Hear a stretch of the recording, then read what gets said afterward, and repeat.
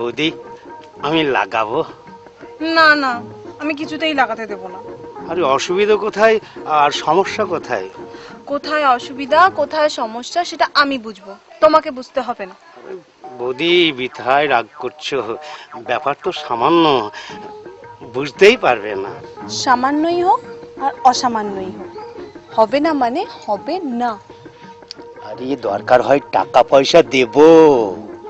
টাকা দাও আর পয়সা দাও, আমি লাগাতে দেব না।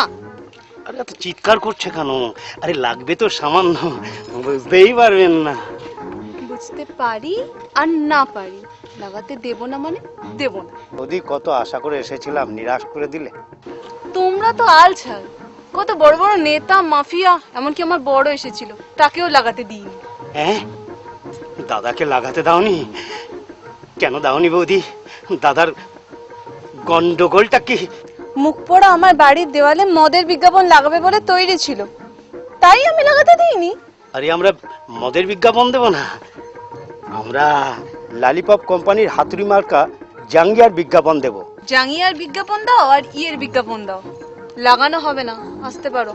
বৌদি একদম লাগাতে দেবে না? লাগাতে দিতে পারি, তবে একটা শর্ত। আরে শর্ত মর্ত যা বলবে কোনো আপত্তি নেই। বলছিলাম কি বৌদি, কোথায় লাগাবো? সামনে না পিছনে? সামনে হবে না, বাড়ির পিছনের দেওয়ালে লাগাতে পারো, লিখে দিও বিজ্ঞাপন লাগানো নিষেধ, নো স্টিক বিল, দরজায় দেব খিল।